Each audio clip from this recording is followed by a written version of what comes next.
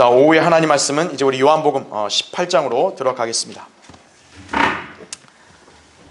자, 18장의 주제, 여러분도 잘 아시는 이제 재판입니다. 자, 예수 그리스도께서는 이제 붙잡히시고 이제 빌라도의 그 재판정에 서서 재판을 받으시는 거죠, 그렇죠? 예. 근데 알다시피 이 재판은 결국 합법적인 재판이 아닙니다. 인류 역사에서 가장 불의하고 무도한 그런 재판이라고 보시면 된다 이거죠. 예. 자, 예수 그리스도는 이제 이 18장부터 이제 19장의 십자가의 죽음에 이르기까지 창조주로서 정말 보잘것없는 그런 인간들에게 어떻게 보면 수치와 모욕을 당하시는 거예요. 예.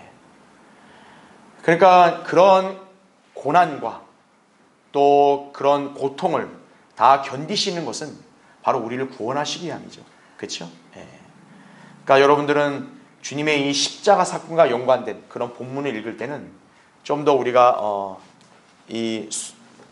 진지하면서도 또 우리가 이것을 주의해서 또 우리 주님께서 당하신 이런 고난이 얼마나 극심하셨을까 항상 그것을 우리가 염두하면서 두면서 이렇게 말씀을 볼 필요가 있다 이거죠.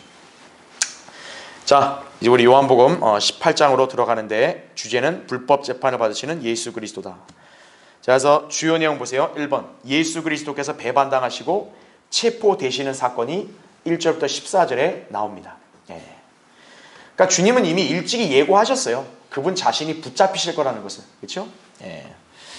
자, 두 번째는 시몬 베드로가 이제 견디다 못해 몰래 주님 뒤를 멀찍이서 따라가죠.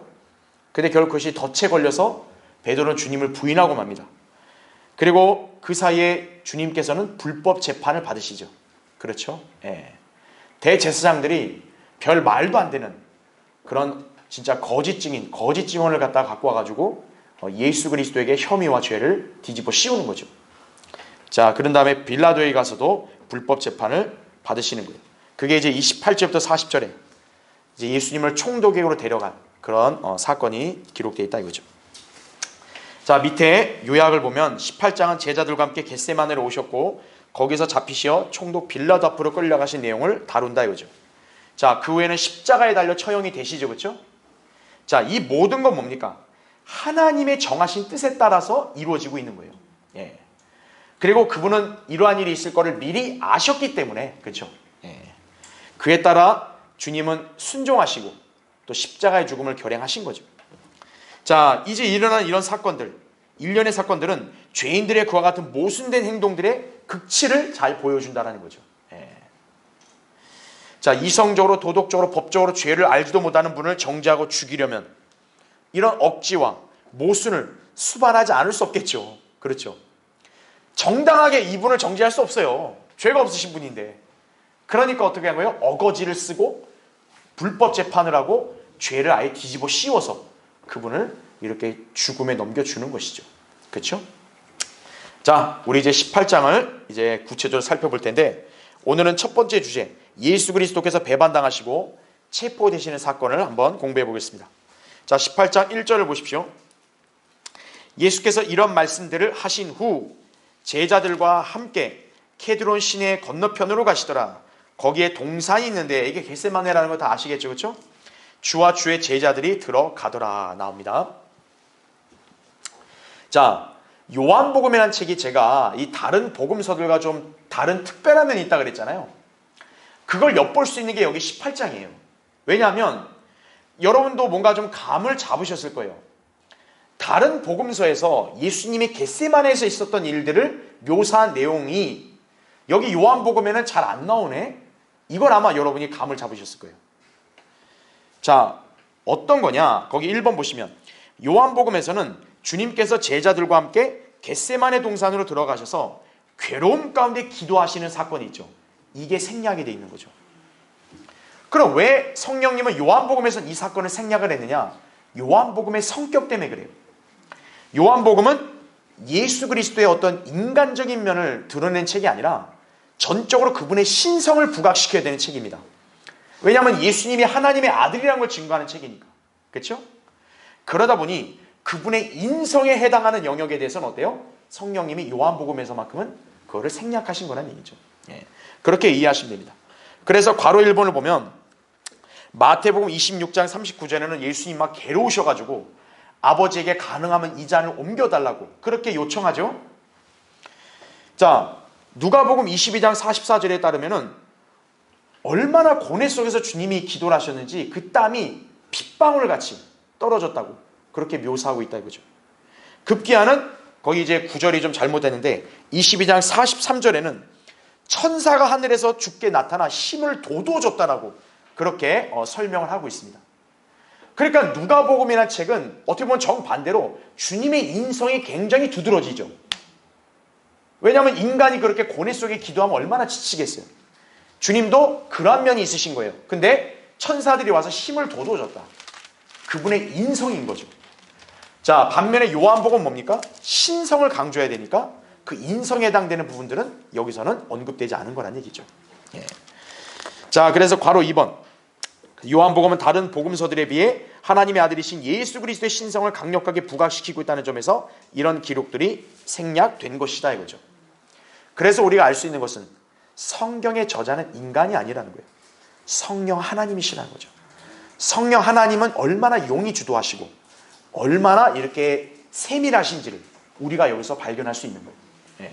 그 책의 성격에 딱 부합한 그런 내용만 기록을 하신 거잖아요. 그렇죠? 자, 괄호 3번. 그래서 여기 18장에서는 예수 그리스도께서 고뇌 속에서 얼굴을 땅에 대시고 기도하시는 장면 대신에 자신을 체포하러 왔던 경비병들에게 내가 그니라 라고 나서시는 그분 앞에 오히려 그들이 뒤로 물러서서 땅에 엎드리더라, 이걸 기록하고 있다는 거죠. 다른 복음서에서는 그들이 주님의 위험에 막 놀래가지고 막 이렇게 두려워서 엎드리고 이런 게 없는데 요한복음에서만이 유일하게 이 장면이 묘사가 되어 있는 거예요. 특히나 이따 보겠지만 예수님이 내가 그다라는 표현은 그분이 곧 하나님이시라는 그런 선언이거든요. 그러니까 그런 선언이 다른 복음서에는 안 나온다고. 그러니까 다른 복음서는 인성이 좀 두드러지게 나와야 되니까. 그런데 요한복음은 신성이 강조돼야 되니까 어때요? 이 주님이 하나님 되심, 이 내용을 여기서 강조하고 있는 거죠. 자, 그러니까 주님은 이제 오히려 당당히 어떻게 하냐? 그렇게 두려워서 엎드린 그 자들에게 너희들 일 해라. 너희들이 할 일 하고 이 사람들, 제자들 있죠. 제자들은 가게 하라. 오히려 명령을 하십니다. 체포 대시할 분이 어떤 거예요? 오히려 명령을 하고 있는 거예요. 굉장히 위풍당당한 모습이죠. 그렇죠? 왜냐? 그분은 죄 없는 하나님이시니까 가능한 거죠. 자, 여러분이 그런 관점을 가지고 이제 보시면 되겠습니다. 자, 2번 1절에 자, 동산인데 주와 주의 제자들이 들어가더라 이렇게 얘기하죠. 자, 주님은 그 자리에 제자들도 같이 이렇게 올 수 있게 하셨죠. 제자들 입장에서는 그분이 붙잡히시고 끌려가시는 경위를 다 알겠죠. 만약에 그 자리에 제자들이 없다면 그냥 주님이 붙잡혀갔다는 소식만 듣게 되면 그들은 아마 충격에 휩싸이고 혼란스러울 거예요. 아니, 우리 주님이 하나님이신데 왜 그렇게 끌려갔다는 게 말이 돼? 이럴 거라고요.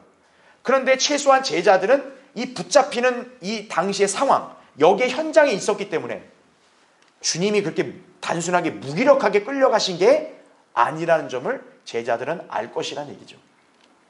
오히려 주님은 자원해서 그들을 가게 하면서 그냥 이렇게 따라가신 거구나. 네.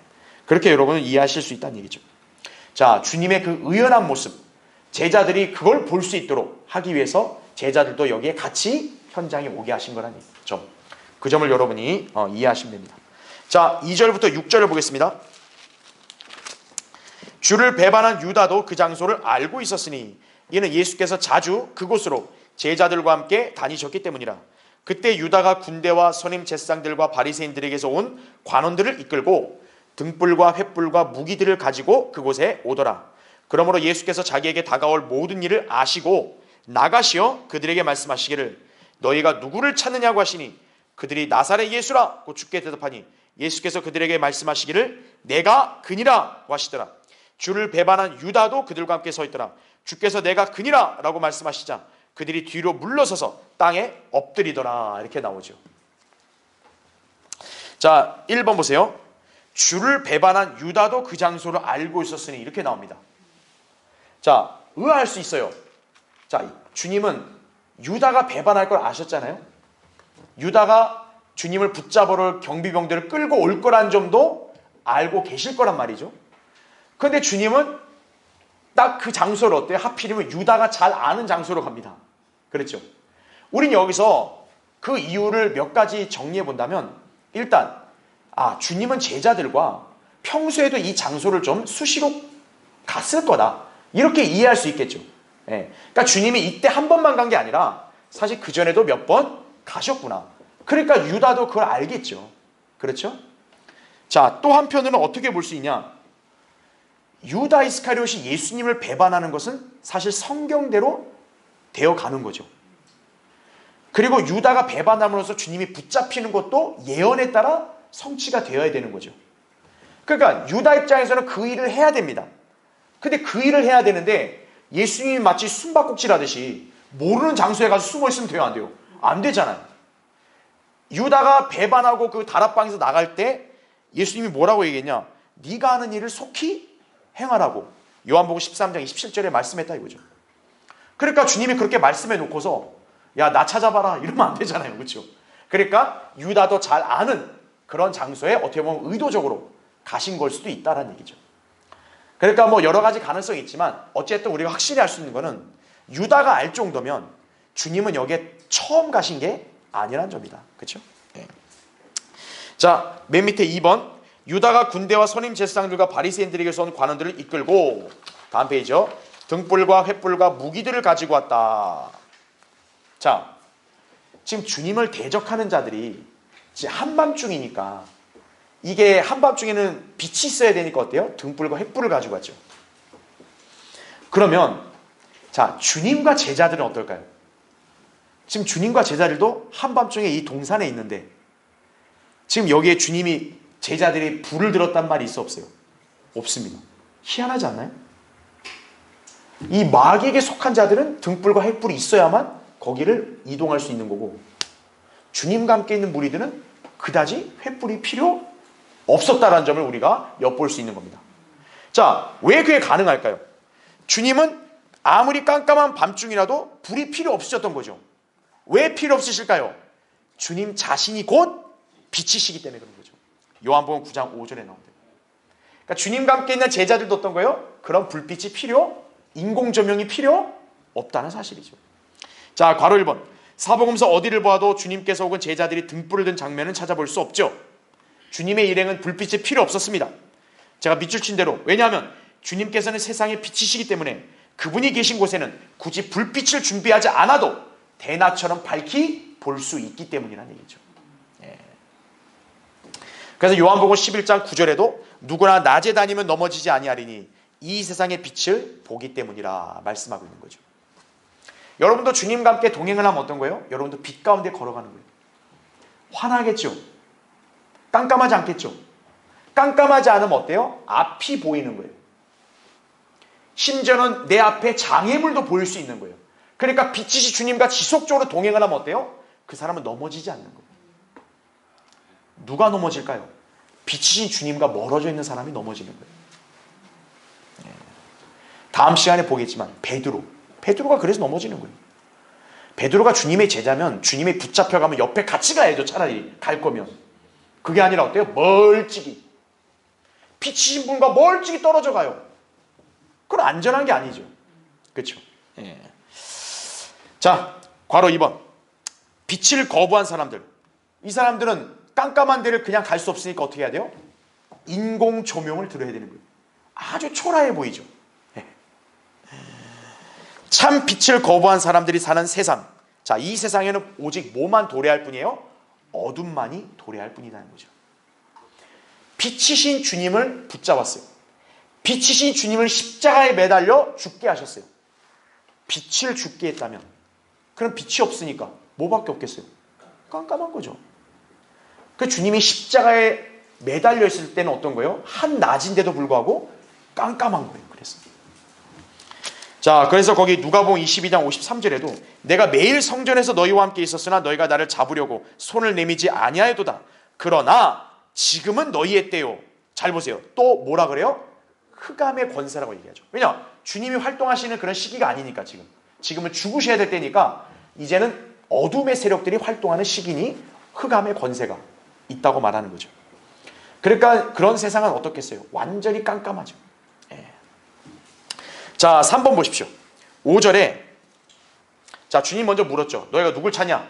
나사렛 예수라! 대답하니까 예수께서 그들에게 말씀하시기를 뭐라고 합니까? 내가 그니라. 아주 위험 있는 답변입니다. 자, 빛이신 주님께서 자신을 찾는 자들 앞에서 야, 어디 있을까? 찾아봐라 이러지 않고 내가 그다! 당당하게 드러내시죠. 자, 괄호 1번 보세요. 주님은 이미 겟세마네로 오신 것부터 다가올 일을 알고 계셨죠? 그렇죠? 여러분, 만약 모르고 계셨을 때 이렇게 오면 얼마나 당황스럽겠어요. 주님은 다 아니까 당황할 필요 없는 거예요. 이미 알고 물어보시는 거예요. 너희가 누굴 찾아? 나사렛 예수라! 내가 그다! 당당하게 밝히시는 거죠. 주님이 먼저 묻는 거예요. 그들이 먼저 예수 어디 있냐? 이런 게 아니라 너희가 누굴 찾냐? 당당하게 물으시는 거예요. 주님이 어디 숨거나 이러지 않으시는 거잖아요. 그렇죠? 주님의 의연한 모습 앞에 자, 반대편 보세요. 주님은 이렇게 위풍당당하게 딱 자신을 드러내죠. 반대편에 있는 그들은 어때요? 행색이 등불, 횃불, 무기 들고 나사렛 예수라. 여러분, 예수님과 그 대적자들 비교해보면 확연하게 차이 나지 않을까요? 그렇죠? 종교 지도자뿐만 아니죠. 그들을 이끌고 온 마귀도 있죠. 바로 유다 이스카리오. 그도 그 자리에 있었잖아요. 그러면 여기서 예수님의 이름 앞에서 엎드렸다 했을 때 유다도 당연히 엎드렸겠어요? 안 엎드렸겠어요? 엎드렸죠. 마귀라도 예외가 없는 거예요. 하나님의 위엄 앞에서는 마귀도 꿇어야 되는 거예요. 자, 괄호 2번. 주님은 다가올 모든 일을 아셨을 뿐만 아니라 거기에 기꺼이 응할 준비도 다 하고 계신 참이었다 이거죠. 네. 그러니까 그들의 말에 담대히 내가 그니라 이렇게 대답을 한 거죠. I am he, 내가 그니라. 이 표현은 잘 기억하세요. 신성이 담긴 하나님의 성호라는 점을 기억하셔야 돼요. 그렇죠? 예. 자, 밑에 그 예시구절 출애굽기 3장 14절에 모세가 묻습니다. 하나님, 이스라엘 백성이 누구의 이름으로 왔냐고 하면 제가 뭐라고 대답을 합니까? 그때 하나님께서 친히 말씀하시죠.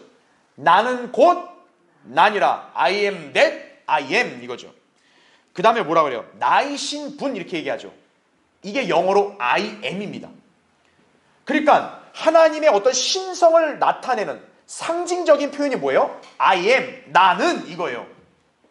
근데 지금 그 표현을 누가 쓰고 계신 거예요? 예수님이 쓰고 계신 거예요. 내가 I am, he, 그다. 너희들이 찾는 그다. 내가 그다. I am. 구약에서는 여호와 하나님이 나이신 분 이렇게 썼던 표현을 예수님이 그대로 자신에게 쓰고 있는 거예요. 그건 뭘 의미하겠어요? 예수 그리스도가 바로 그 구약의 여호와 하나님이셨구나. 예. 만약 예수님이 허풍을 떤 거면 이 사람들이 엎드려서 뭐 이렇게 뒤로 물러나고 엎드릴 필요 있겠어요? 웃기고 있네 이러겠죠. 근데 그거는 사실이기 때문에 어떤 거예요? 그 장엄한 이름 앞에서 이들은 꿇어야 되는 거예요. 네. 자, 그래서 요한복음 8장 58절에도 예수님이 그 유대인들에게 그렇게 밝히셨죠. 아브라함이 나기 전부터 나는 있느니랍니다. 개역 성경에 있었느니라 이 표현이 왜 잘못된지 아시겠죠? 예수 그리스도의 신성, 하나님 되심을 격화시키는 거예요. 자, 잠깐 한번 보죠. 중요한 표현, 나는, 그래서 I am입니다. 그래서 하나님 친히 그분 자신을 아예 딱 자체를 드러낼 때 나는 곧 나야. 그러니까 여기서 다른 게 필요 없다는 거예요. 하나님이 누구예요? 나는 나다 이거예요. 절대적이죠. 그렇죠? 자, 바로 이 I am이 구약에서는 나이신 분이에요. 이게 이제 여호와 하나님의 표현이란 말이죠. 그렇죠? 그런데 이게 신약에 와서는 누가 이 표현을 쓰는 거예요? 예수님이. 네. 나는 이라. I am. 그래서 예수님은 이 뒤에 뭐예요? 나는 무엇이다, 나는 무엇이다, 이런 표현을 씀으로써 그분이 하나님의 아들이심을 증거한 거예요. 그게 제가 요한복음의 주된 표현이라고 제가 일찍이 설명드렸죠. 그래서 여러분이 요한복음을 보다 보면 나는 생명의 빵이라, 나는 길이요 진리요 생명이라, 이런 표현이 많이 나오는 거예요. 내가 생명의 빵이니라. 그때 다 표현이 뭡니까? I am이에요. 자, 지금 여기서는 뭡니까? 여기서는 지금 이 사람들이 무슨 빵을 찾거나 이 사람들이 무슨 빛을 찾거나 이게 아니라 나사렛 예수를 찾는 거예요. 그렇죠? 근데 지금 예수님은 그 나사렛 예수는 단순한 나사렛 선지자가 아니라 내가 그다. I am he. 즉 나라는 인물은 하나님이다. 지금 주님은 그렇게 당당하게 자신을 드러내신 거예요. 그러니까 그 모습 앞에 어떤 거예요? 깨갱! 하고 엎드려야 되는 거예요. 거기 따랐던 마귀조차도 어떤 거예요? 깨갱! 하고 엎드려야 되는 거예요.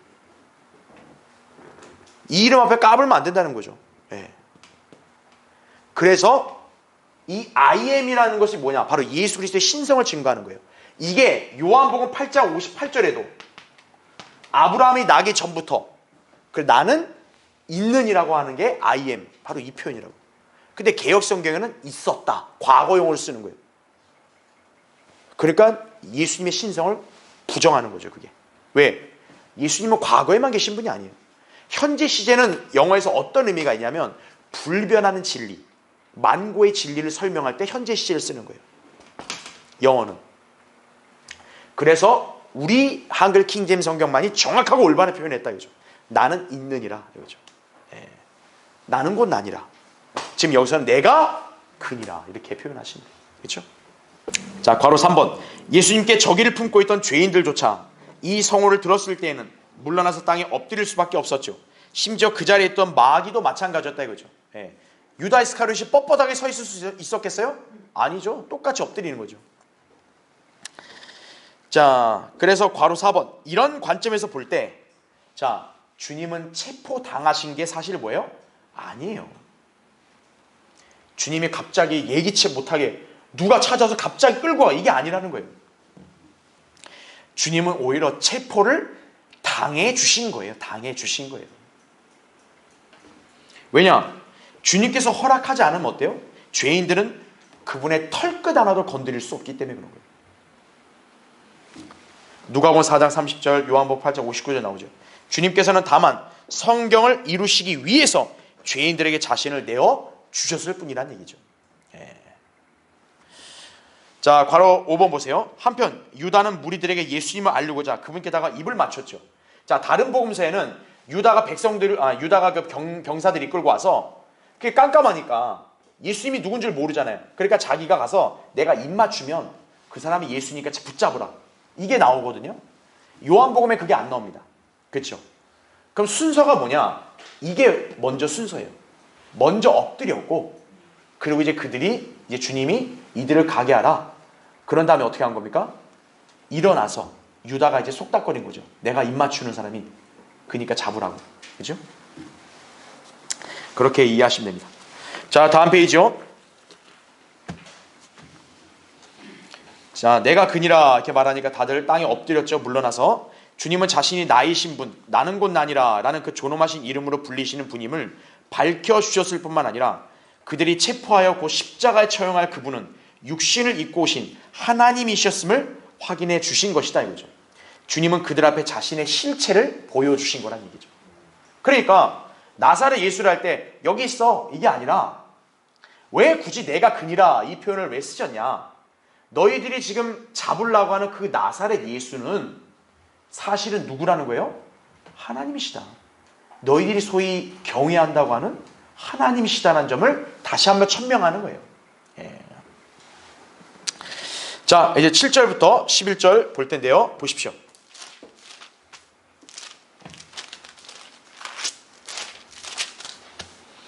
그때 주께서 그들에게 다시 물으시기를 너희가 누구를 찾느냐고 하시니 그들이 말하기를 나사렛 예수라고 하더라. 예수께서 대답하시기를 내가 그니라고 내가 말하였도다. 그러므로 너희가 나를 찾는다면 이 사람들은 자기들의 길을 가게 하라고 하시니 이는 그가 말씀하신 바 아버지께서 내게 주신 자들을 내가 하나도 잃어버리지 아니하였나이다라는 말씀이 이루어지게 함이더라. 그때 시몬 베드로가 칼을 빼어 대제사장의 종을 쳐서 그의 오른쪽 귀를 잘라버리더라. 그 종의 이름은 말코더라. 그러자 예수께서 베드로에게 말씀하시기를 내 칼을 칼집에 꽂으라. 나의 아버지께서 내게 주시는 잔을 내가 마시지 아니하겠느냐고 하시더라. 이렇게 기록되어 있죠. 자, 역시 베드로다운 성경이 나오죠. 그렇죠? 가만히 있을 수 없다 이거죠.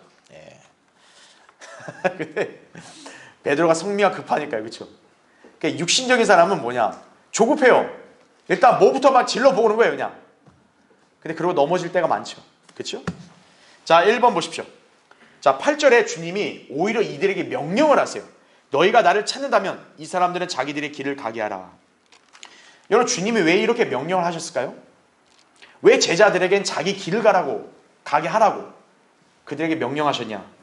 단순히 제자들이 안전을 염려해서 아닙니다. 9절에 바로 그 이유를 성령님이 밝혀주시죠. 아버지께서 내게 주신 자들을 내가 하나도 잃어버리지 아니하였나이다. 바로 이 말씀을 이루시기 위함이다 하는 거죠. 자, 괄호 1번에 주님께서는 앞서 17장 12절에 내가 그들과 함께 세상에 있었을 때는 아버지의 이름으로 그들을 지켰나이다 이렇게 말씀했죠. 그렇죠? 아버지께서 내게 주신 그들을 내가 지키었고 멸망의 아들 외에는 아무도 잃어버리지 않았다 그랬잖아요. 그러니까 그런 상황에서 그들의 그냥 저들에게 가서 이렇게 붙잡히고 죽임당하고 이러면은 주님의 이 기도가 응답이 되지 않는 거죠. 주님은 자신에게 주신 자녀들, 제자들은 끝까지 지키셔야 된다는 점을 천명하셨기 때문에 제자들에게 손을 못 대게 하신 거란 얘기죠. 그 다음에 괄호 2번 또 다른 이유는 뭘까요? 주님이 그 제자들을 어떻게 하시니까? 사랑하시니까. 제자들에게 관심이 없다 그러면 잡든가 말든가 이랬을 텐데 그게 아니라 주님은 끝까지 사랑하신다고 요한복음 13장 1절에 말씀하셨죠. 그러니까 어때요? 주님이 얼마나 제자들을 사랑하셨으면 그분 자신은 붙잡히셔도 제자들만큼은 자기 길을 가게 하시는구나. 그럼 우리가 엿볼 수 있는 거죠. 그리고 또 제자들은 어떻습니까? 어차피 주님의 일을 감당을 해야 되잖아요. 그렇죠? 그러니까 이렇게 주님께서 어차피 그들에게 맡기신 일도 있으니 그들은 그들의 길을 가야 되는 거예요.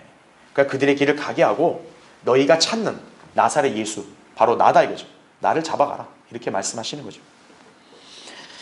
자, 이제 2번 보겠습니다. 자, 베드로의 굉장히 의리가 여기서 이렇게 철철 넘치는 장면이죠. 시몬 베드로가 칼을 빼어 대제사장의 종을 쳐서 그의 오른쪽 귀를 잘라버리더라 이거죠. 그러니까 이걸 보면 뭘 할 수 있냐면 베드로는 이 칼 휘두르는 솜씨가 그렇게 좋은 건 아닌 것 같다 이거죠. 왜냐? 칼을 제대로 휘둘렀으면 딱 숨통을 끊어놔야 되는데 그냥 어떻게 막 이렇게 휘둘다 보니까 이게 오른쪽 귀를 자른 거예요. 그냥 귀가 잘린 거죠. 그렇죠? 자, 예수님이 베드로를 꾸짖어서 어떻게 해요? 내 칼을 칼집에 꽂으라 이렇게 명령하십니다. 자, 베드로의 육신적인 성경을 엿볼 수가 있어요. 자, 또 지금 이 베드로를 주님이 제지하죠. 자, 여기서 뭡니까? 베드로가 실족하는 계기가 되는 거예요. 자기는 자기 육신의 성정을 우리 주님을 위해서 의리로 이렇게 싸우려고 했는데 주님은 오히려 이 잡는 사람들이 아니라 뭐예요? 자기 보고 혼내는 거죠. 칼집에 꽂아. 그리고 자기가 이렇게 칼로 쳐서 귀를 잘랐던 그 종은 어때요? 오히려 치유해 줍니다. 예수님이. 다른 복음서에서는 귀를 치유시켜줘요. 그러니까 베드로 입장이 뭐가 된 거예요? 그러니까 육신적인 사람은 어때요? 그거에 기분이 상하죠. 그렇죠? 그러니까 육신적인 사람은 뭡니까? 하나님의 뜻을 간파하려고 하지 않고 자기 기분이 우선인 거예요. 그러니까 자기 기분이 상하면 어떤 거예요? 실족하는 거예요. 화가 나고. 베드로는 아직 다듬어지지 못한 거죠. 그렇죠? 자, 괄호 1번 보십시오. 여러분, 베드로가 방금 전까지 어떤 상태였습니까? 주님과 함께 깨어 있었나요? 주님과 함께 기도하고 있었나요? 아니죠. 꾸벅꾸벅 졸고 있었다 이거죠. 마가복음 14장 37절 40절에. 그러니까 성경을 이루시려는 주님의 뜻을 헤아릴 수 있겠습니까? 못하죠. 그러니까 칼을 들고 나서서 대제사장의 종 말코의 귀를 잘라버렸다 이거죠. 그러니까 베드로의 진심은 뭐예요? 절대 주님 잡아가게 둘 수 없다 이거예요. 그런데 하나님의 뜻은 뭡니까? 이미 그분은 잡혀가야 돼요. 벌써 상충되죠. 왜 이게 상충이 되냐 이거예요. 베드로가 하나님 말씀을 유념하지 않은 거죠. 하나님 말씀에 유념했다면 지금 주님은 어떻게 보면 이게 성경대로 이렇게 붙잡히는 거예요. 이건 누구도 막을 수 없는 거라고. 사실은 순종을 해야죠. 근데 베드로는 절대 그럴 수 없다는 거죠. 아무리 하나님 말씀이 이래도 어떤 거예요? 절대 안 된다. 이게 육신적인 성경을 가진 사람의 고집이에요. 예. 자, 어쨌든 베드로의 성격은 여러분 너무 잘 압니다. 굉장히 가장 먼저 주님께 인정받고 싶어하고 가장 먼저 나서기를 좋아하는 사람이에요. 예. 그러니까 일단 제자면 의리가 있어야 되니까, 주님이 근데 잡힌데 가만히 보고만 있으면 안 되잖아요. 뭐라도 해야 되잖아요. 제일 먼저 앞장쓴다 이거죠, 베드로가. 그렇죠? 누가복음 22장 33절에 따르면 베드로는 분명히 이건 진심이었을 거예요. 주님과 함께라면 나는 감옥이나 죽음에라도 가기로 준비되어 있다. 마음만은 진심이었을 거예요. 하지만 실제로 준비가 된 거는 아니었죠. 실제로 준비가 됐다면 어때요? 주님이 잡혀갔을 때 자기도 옆에 동행을 해야죠. 그러니까 마음은 굴뚝 같았어요. 그러나 정작 준비는 안 돼 있었던 거예요. 왜? 육신적이니까. 자, 괄호 2번. 주님께서는 여러 번, 심지어는 그 직전에도 자신이 넘겨질 것을 베드로에게 말씀하신 바 있으셨다 이거죠. 그렇죠? 과거에 그 일을 말리려고 했어. 또 베드로는 굉장히 의리만 충만한 거예요. 그러니까 주님 말씀을 유념해야 되는데, 이제 주님이 내가 이제 저 종교 지도자에게 넘겨진다, 나 재판받고 죽는다, 그러면은 그게 하나님 뜻대로 되면은 저도 함께 가겠습니다, 이게 맞는데, 베드로는 어떻게 했어요? 주여 그럴 수 없나이다, 절대로 주님에게 그런 일은 있을 수 없나이다. 예수님이 그걸 꾸중했죠. 사탄아 내 뒤로 물러가라. 그게 마태복음 16장 21절 23절이죠. 자, 그 전적이 있었던 사람인데 지금도 역시 어떤 거예요? 또 육신적으로 나서는 거예요. 하나님 말씀이고 뭐고 절대 예수님 손 못 대, 그냥 막 칼을 휘두르는 거예요. 그냥. 그렇죠? 육신적으로 이렇게 그걸 뭐든지 응대하려고 하는 거죠. 그래서 여러분 어때요? 육신적인 열성만 충만한 사람 어때요? 자기의 기분과 기대로 충족이 안 되면은 화가 나고 기분 상하고 실족하는 거예요. 자, 베드로의 이런 진심을 주님이 알아주면 좋겠건만, 그게 아니라 오히려 주님은 어때요? 베드로를 강력히 꾸짖고 칼을 꽂으라고 얘기했죠. 그러니까 베드로는 육신적인 열성으로 주님을 섬겨보려고 나섰다가 칼을 도로 집어넣는 무한을 당한 거죠. 그러니까 육신적인 사람은 그걸 견딜 수 있어 없어요? 견딜 수 없는 거예요. 화가 나는 거죠. 자, 괄호 3번에 여러분 주님이 무기력한 분이세요? 아니요. 주님이 마음만 먹으면 마태복음 26장 53절 54절에 따라서 아버지께 즉시 12군단, 하늘에 12군단 보내서 이것들 다 쓸어버리라 할 수 있다 이거예요. 근데 그렇게 안 하시는 것은 성경을 이루어야 된다 이거예요. 그래서 베드로를 꾸짖은 거거든요. 그럼 베드로는 뭘 유념해야 되냐? 성경의 말씀이 중요하지. 그럼 성경의 말씀했으면 나도 이게 화가 나고 분해도 순종해야지, 이게 마땅한 건데 그게 아닌 거죠. 예. 베드로는 이런 영적인 의미를 몰랐던 거예요. 자, 그래서 괄호 4번 보세요. 자, 우리 용감한 제자 베드로는 비겁하게 주님을 버려두고 갈 사람이 아니죠. 그렇다고 자기를 부인하고 하나님 뜻에 순종할 만큼 성장해 있지도 못하죠. 어떻게 보면 이도저도 아니니까 어떤 거예요? 주님을 의리 없이 떠날 수는 없고, 그렇다고 내가 성숙한 그리스도인에게 십자가를 지고 나를 부인하고 따른다, 내가 그걸 어떻게 해? 그러니까 어때요? 주님이 가는 걸 멀찍이 그냥 뒤에서 쫓아가는 거예요. 우리가 다음 시간에 보겠지만 베드로의 속내는 어떨까요? 화로 가득 차 있죠. 왜? 육신적인 사람은 육신적인 관점으로만 보거든요. 주님이 지금 아버지의 뜻에 순종했다, 그 영적인 게 보이는 게 아니라 왜 주님 붙잡히셨습니까?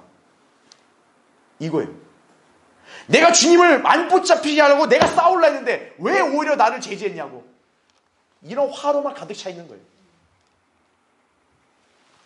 그게 어떻게 된 거예요? 결국 실족의 빌미가 되는 거예요. 여러분도 그거 교훈으로 받으셔야 됩니다. 자, 그러니까 베드로는 주님을 바라보면서 어안이 벙벙했을 거예요. 당황했을 거예요. 막 무안했을 거예요. 그래서 괄호 5번 보세요. 베드로가 눈이 커지고 숨을 씩씩거리면서 속으로 이렇게 외쳤을 것이다. 이렇게 나름대로 뭐 이렇게 속으로 외쳤을 거라고 우리가 생각하는 거죠. 다음 페이지.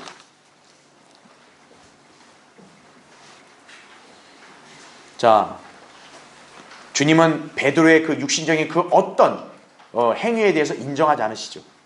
그러니까 베드로는 오히려 어떤 거예요? 주님에 대해서도 서운함, 분노, 허탈감 이런 게 더 커지는 거예요. 그래서 괄호 6번 보세요. 결국 베드로의 문제는 뭡니까? 지식을 따르지 않는 육신적인 열성이 있는 거예요. 자, 열정은 중요합니다.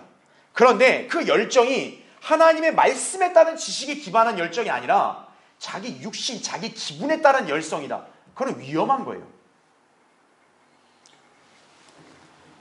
자, 예수님은 앞서 제자들에게 실족하지 않도록 경고를 일찍 했어요. 요한복음 16장 1절에. 왜 주님은 자신이 붙잡힌다는 거, 자신이 배반당한다는 거, 그렇지만 너희들을 위해서 내가 부활한 이후에 하늘 올라가서 처소를 마련한다. 왜 그 소망까지 다 얘기했겠어요? 잠시 후면 너희가 실족할 수밖에 없는 어마어마한 일이 벌어진다 이거예요. 그거를 미리 대비할 수 있게 하는 건데, 자, 이 실족의 첫걸음이 뭐예요? 세상으로부터 도전에 대한 성도들의 과민 반응에서 시작이 되는 거예요. 여러분 어때요? 싸움도 왜 일어납니까?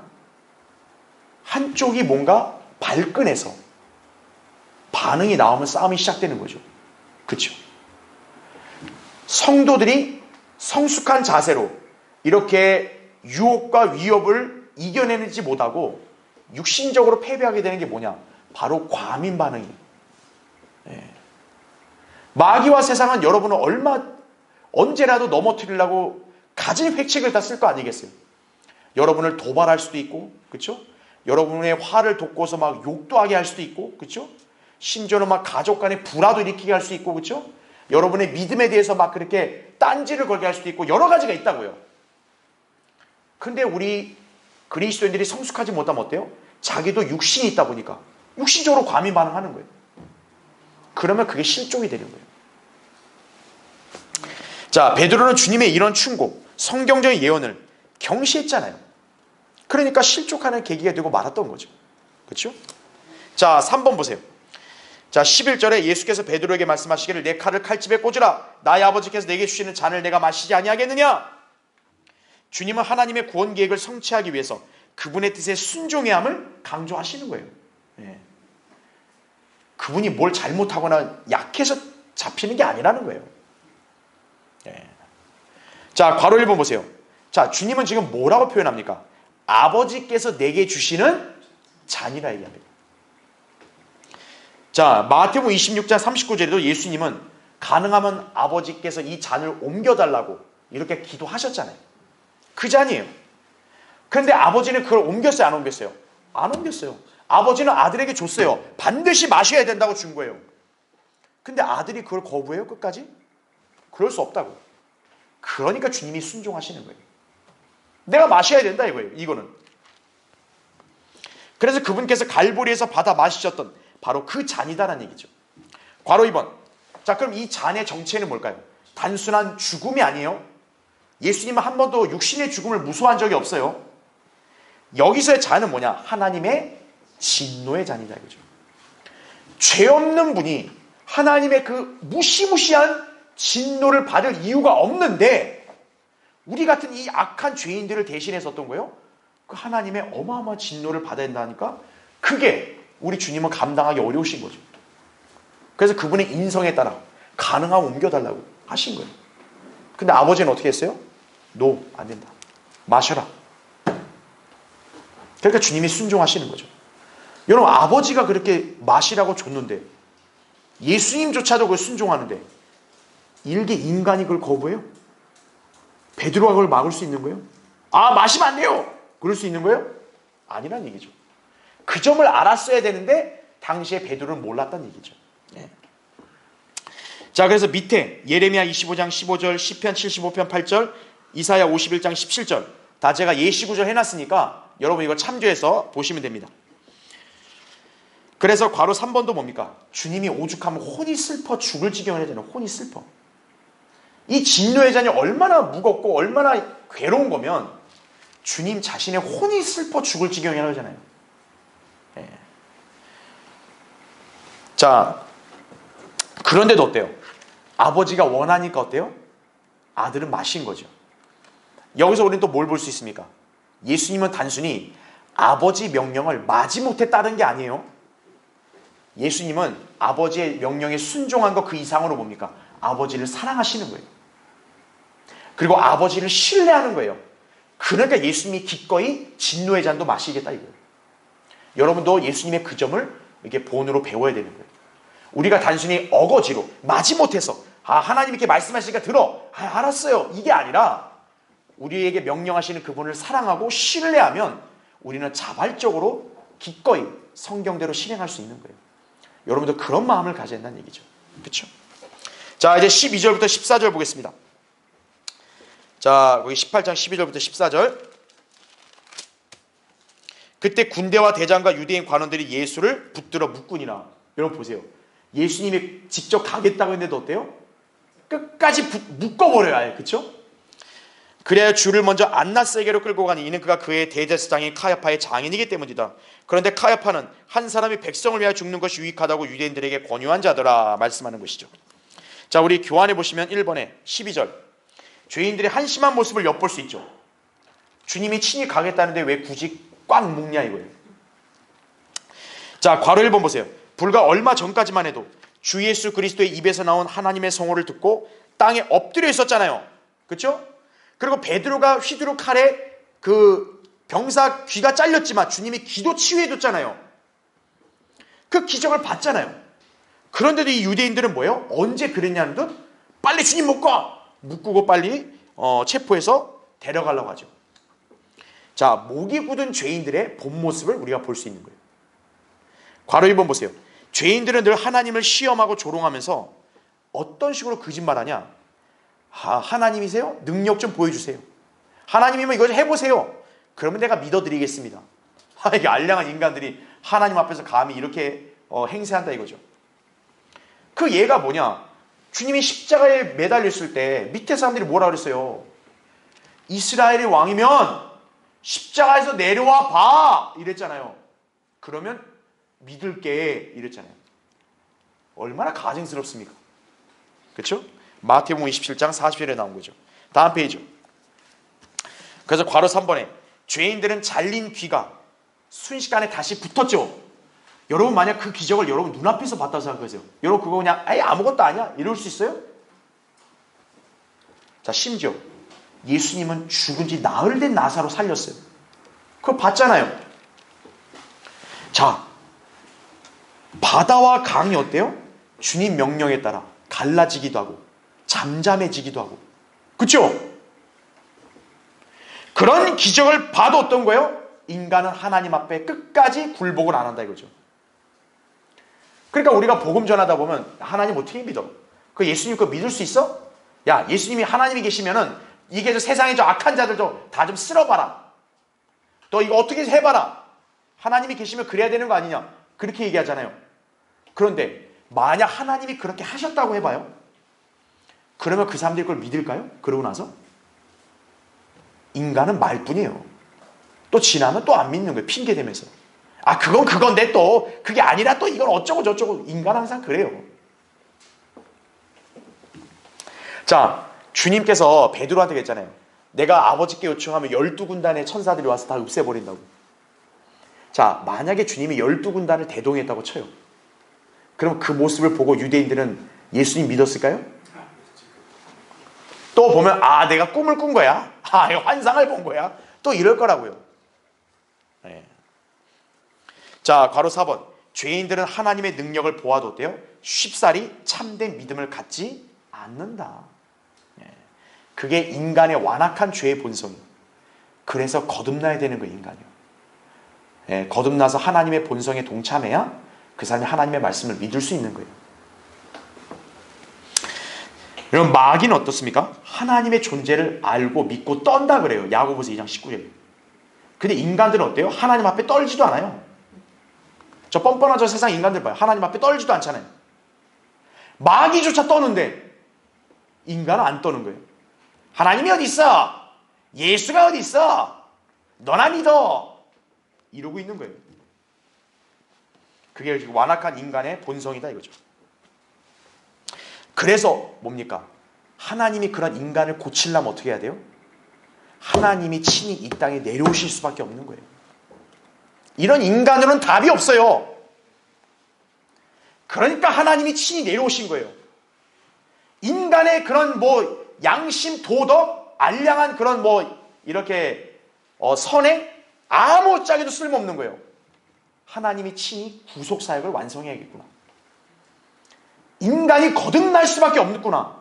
그래서 예수 그리스도가 오셔서 이를 위한 구원 계획을 완성하신 거예요. 그래서 그걸 우리가 잘 기억해야 합니다. 자, 2번 13절에 그래야 주를 먼저 안낫세게로 끌고 가니 이는가 그의 대제사장인 카야파의 장인이기 때문이더라. 자, 이 내용은 요한복음에만 자세히 다루고 있어요. 자, 지금 이 당시에도 이 유대인 사회가 얼마나 율법에 따라 하지 않았는지를 여기서도 볼 수 있는 거예요. 왜냐하면 괄호 1번에 보면 대제사장은 원래 종신직입니다. 그런데 지금 여기서는 그 해, 그러니까 그 연도의 대제사장이다 이렇게 얘기하잖아요. 그럼 무슨 말이겠어요? 대제사장을 돌아가면서 했다는 거예요. 또 대제사장이 적어도 둘 이상이었으면 알 수 있습니다. 왜냐? 이때 대제사장은 카야파였어요. 근데 15절에도 보면 카야파 장인인 안나스도 대제사장이라 그래요. 그러니까 대제사장은 한 명이 아니라 또 뭐예요? 두 명이에요. 그러니까 이건 뭡니까? 당시 유대인 사회가 얼마나 율법대로 하지 않았는지도 보는 거예요. 자, 요한복음에서는 일단 예수님이 붙잡히신 다음에 카야파에게 먼저 가는 게 아니라 장인인 안나스에게 먼저 가서 일단 신문 받으시는 내용이 나온다 이거죠. 그 점이 차이예요. 자, 밑에 3번 보세요. 여러분, 카야파 이 작자가 어떤 인물입니까? 거기 14절 보니까 한 사람이 백성을 위해 죽는 것이 유익하다 이렇게 유대인들의 권위했다 그랬죠. 여러분, 이거 보면 뭘 알 수 있나요? 요한복음 11장에 당시 바리새인들과 이 종교 지도자들이 예수라는 인물을 어떻게 해야 되냐, 저 사람이 자꾸 저렇게 활보하고 다니면 로마인들이 다시 와서 우리를 갖다가 다 이렇게 착취해 갈 거다. 그럴 때 카야파가 뭐라 그랬어요? 야, 한 사람이 민족을 위해서 희생을 당하는 게 중요하지 않겠냐. 그게 바로 뭘 의미한다 그랬습니까? 이 유대인 민족이 로마로부터 보호받으려면 한 사람을 희생시켜야 된다는 거죠. 그게 누구예요? 예수 그리스도 죽여야 된다. 그게 카야파가 그렇게 얘기한 거죠. 사실 카야파는 뭡니까? 배후에서 선동을 한 거죠. 그 바리새인과 종교 지도자들에게 이 자들이 어떻게든 예수 때문에 골치 아프니까 카야파가 딱 일침을 날린 거죠. 야, 뭘 망설여? 야, 우리 가족, 우리 민족의 안위를 위해서라면 한 사람 죽이는 거 죽여야지. 그게 바로 누구를 가리킨다고요? 예수 그리스도를 가리키는 거예요. 그거에 따라서 이제 어떻게 한 거예요? 종교 지도자들이 예수님을 죽일 음모를 더 구체화시킨 거죠. 그걸 여기서 지금 성령님이 다시 얘기하고 있는 거예요. 그래서 괄호 2번 보면 카야파는 예수 그리스도의 죽으심이 우리에게 유익한 줄로 알고 종교 지도자들을 선동했던 것이다 이거죠. 그는 예수 그리스도를 살해하기 위한 음모를 부추겨 그분을 잡아서 죽이도록 유대인 종교 지도자들을 조종한 최고의 층에 속해 있었던 작자였던 것이다 이거죠. 자, 오늘날도 어때요? 이렇게 성경대로 믿는 그리스도인들의 신앙을 박해하는 그런 거짓 종교 지도자들, 그들은 뭡니까? 성경이 중요하지 않아요. 현실, 그 다음에 정치적 계산을 따지는 거죠. 우리 교단의 유익을 위해서, 우리 교회를 위해서 저 성경 침례교회는 바로 이단으로 낙인을 찍자, 이렇게 되는 거예요. 저 사람들이 하는 일, 저건 아예 이단으로 규정을 하자, 이렇게 되는 거죠. 그래서 이들의 특징이 뭡니까? 하나님은 두려워 안 하고 사람을 두려워하는 거예요. 여러분들, 바리새인들이 왜 예수님을 항상 못 잡았어요? 무리들 때문에 못 잡은 거예요. 그 당시 무리들이 봤을 땐 예수님을 선지자 이상으로 알고 있거든요. 근데 그런 분을 감히 잡아가요, 눈앞에서? 백성들의 소요가 만만치 않거든요. 그러니까 그게 두려우니까 예수님 못 잡은 거예요. 그러니까 이들은 뭡니까? 하나님을 두려워하는 게 아니라 사람을 두려워하는 거예요. 오늘날 이 배교한 거짓 교계의 목사들 다 마찬가지죠. 하나님 두려워하지 않고 오히려 뭡니까? 세상을 두려워하는 거예요. 세상이 우리 교회에 대해서 뭐라고 하면 어떡하지? 그래서 우리 교회 사람이 안 오면 어떡하지?